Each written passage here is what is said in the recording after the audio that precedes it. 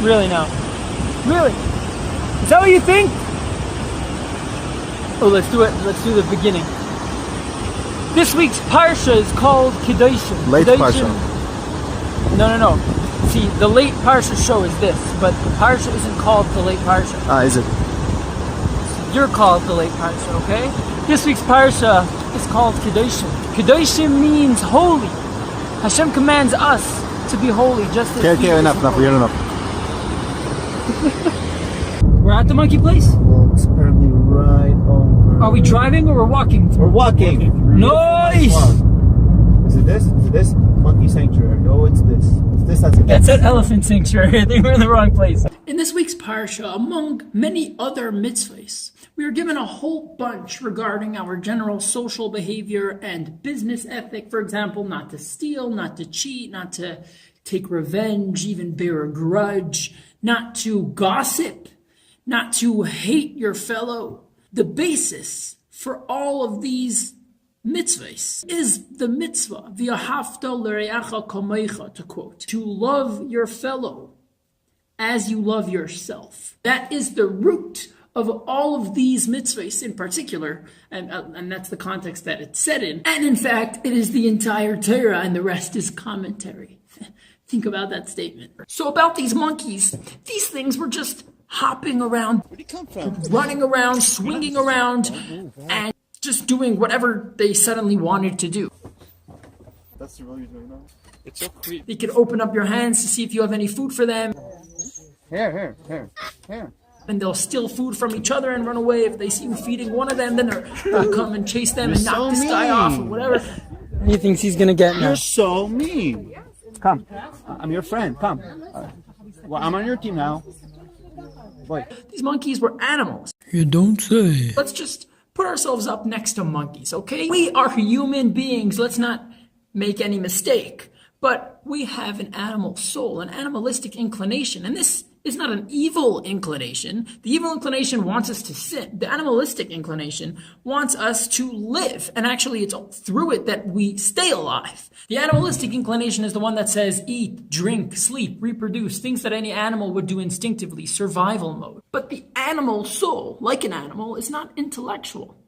We have an intellectual soul. That's what makes us human. And this intellectual soul is supposed to dominate the animal soul, making sure that the things it wants to do are actually done in an appropriate way at an appropriate time. Because otherwise, the lines between permitted and forbidden are very, very blurred. The animal soul is on our team, just wants to keep us alive. But we must work with the animal soul. And more precisely, we must work the animal soul.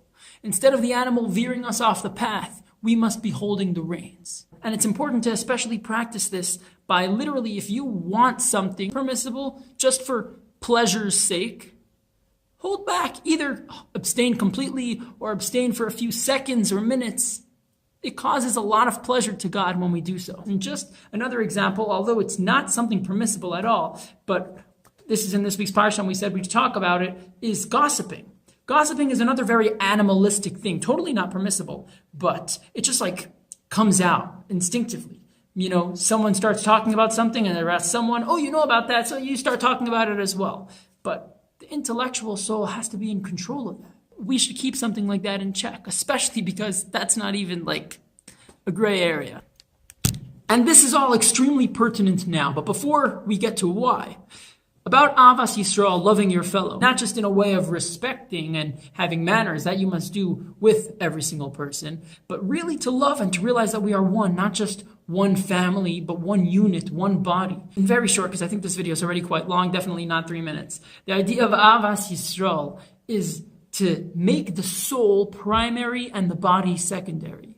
Because by virtue of this soul, which is a literal piece of God, the one true existence, we are one, really one. Avas Role in this way. To love your fellow not just in a respectful way, not just in a peaceful way, but to really love, to really see every other not as an other, but as you, is especially pertinent now.